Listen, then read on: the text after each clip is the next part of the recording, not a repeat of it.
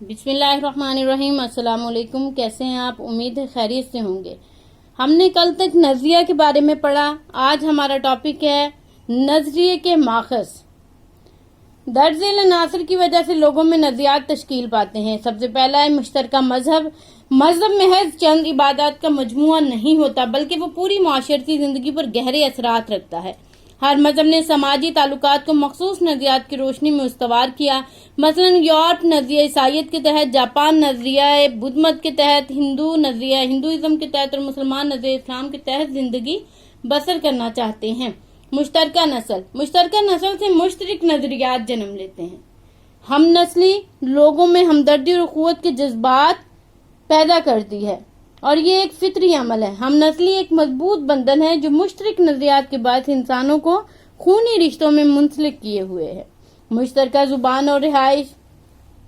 जुबान ही के जरिए लोग अपने जज्बात और एहसासात और ख्यालात दूसरों तक पहुंचाते हैं, जिससे नए नजरियात तश्कील पाते हैं। लोगों के तौर तरीकों और नजरियात में यकसानियत काफी हद तक मुश्तरका रहाइश की मरहून मन्नत है।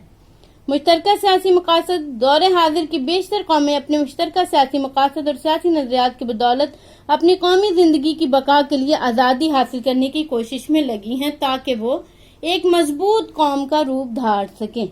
मुश्तरका रस्म और रिवाज। हर दौर में नजरियात की तश्कील में मुश्तरका रस्म और रिवाज का बड़ा अमल दखल रहा है।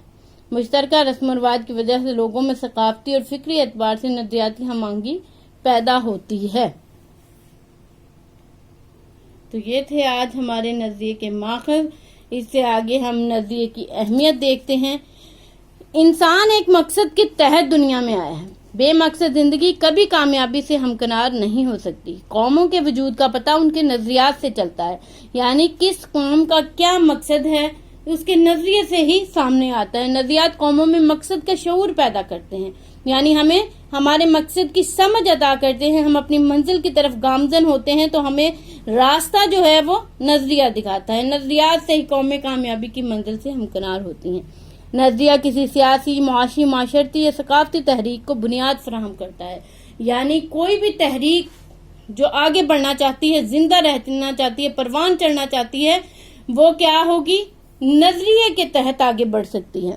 नजरिया इंसानी जिंदगी का महवर, उसकी कुव्वत मुहर्रिका का दूसरा नाम है, यानी इंसानी जिंदगी जो है नजरिया के इर्द गिर्द घूम रही है और जिंदगी को कुव्वत जो दे रही है, हरकत की कुव्वत जो मिल रही है, वो नजरिए के ही वजह से है। नजरिया इंसानी जिंदगी के मुख्तलिफ पहलुओं को नज्म ज़ब्त देता है, यानी हम अपने पहलुओं को, अपनी जिंदगी के पहलुओं को नज्म ज़ब्त किस तरह देते हैं? नजरिए की वजह से देते हैं।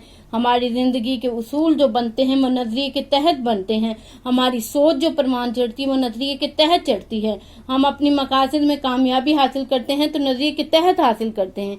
नजरिया इंसान के एक दूसरे के साथ कौमी हुकूक और फराइज का तयन करता है, यानी हमारे हुकूक क्या हैं, हमारे फराइज क्या हैं, हम अपने हुकूक कैसे अदा करें, अपने फराइज किस तरह हम पूरे कर सकते हैं, ये सारी चीजें हमें कौन बताता है? नजरिया। नजरिया एक रूह की मानिंद होता है जो नजर नहीं आता, लेकिन इकवाम इसी की बदौलत जिंदा और मुतहर्रिक नजर आती हैं। यानी नजरिया रूह की मानिंद है। जिस तरह इंसान के अंदर जिस्म और जिस्म के अंदर रूह है और इंसान का जिस्म जो है वो बेकार है रूह के बगैर, इसी तरह नजरिया नहीं होगा तो कौम जो है वो बेकार हो जाएगी। और अगर नजरिया होगा तो जिस तरह इंसानी जिस्म रूह की वजह से जिंदा रहता है, नजरिए की बदौलत कौमें भी हरकत करती आगे बढ़ती हुई आपको दिखाई देंगी।